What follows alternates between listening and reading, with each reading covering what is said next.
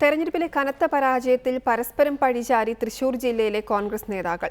ജില്ലയിൽ കോൺഗ്രസിന്റെ അടിത്തറ തകർന്നുവെന്നും മുതിർന്ന നേതാക്കളായ CN ബാലകൃഷ്ണനും തേറമ്പിൽ രാമകൃഷ്ണനും തെരഞ്ഞെടുപ്പ് രംഗത്ത് സജീവമായിരുന്നില്ല എന്നും പത്മജ പറയാതെ പറഞ്ഞു. എന്നാൽ തോൽവിയുടെ സങ്കടം മൂലമാണ് പത്മജ ഇത്തരത്തിലുള്ള പ്രതികരണം നടത്തുന്നത് എന്ന് തേറമ്പിൽ രാമകൃഷ്ണൻ പറഞ്ഞു. തൃശൂർ ജില്ലയിൽ ആകെയുള്ള 13 സീറ്റുകളിൽ 12ലും തോൽവി പറഞ്ഞ UDF-ന് തലവേദനയായി പാർട്ടിക്കുള്ളിലെ പൊട്ടിത്തെറിയും ദുരന്തമാവുകയാണ്. KP ധനപാലനും പത്മജ വേണുഗോപാലും അടക്കം ഒരുപറ്റം പ്രമുഖ നേതാക്കളാണ് പരാജയത്തിന്റെ കൈപ്പുനീര് കുടിച്ചത്. എന്നാൽ തൃശൂരിലെ കനത്ത പരാജയത്തിന് കാരണം പാർട്ടിയുടെ അടിത്തറ തകർന്നതാണെന്ന് പത്മജ വേണുഗോപാൽ ആരോപിച്ചു.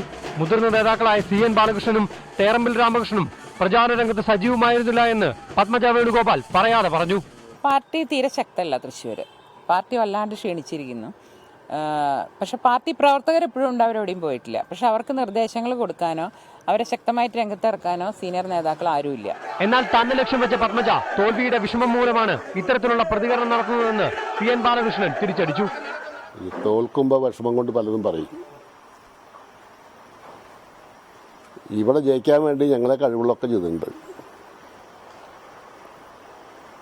പരാജയത്തെ സംബന്ധിച്ച് അവർക്ക് മനസ്സിന് വിഷമം ഉണ്ടാവും. അപ്പോൾ പിന്നെ ആരുടെ പേരെങ്കിലും പറയണ്ടേ?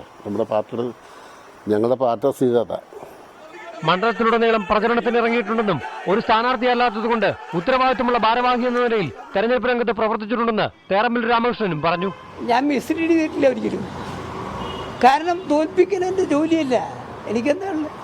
പിന്നെ പാർട്ടി എന്നോട് പറഞ്ഞില്ല എന്നുള്ളത് കൊണ്ട് ഞാനിപ്പോൾ എൻ്റെ പിന്നാലെ വരുന്ന ആളെ ജയിപ്പിക്കാതിരിക്കണം എന്ന് എനിക്ക് ആഗ്രഹിക്കേണ്ട കാര്യമില്ലല്ലോ.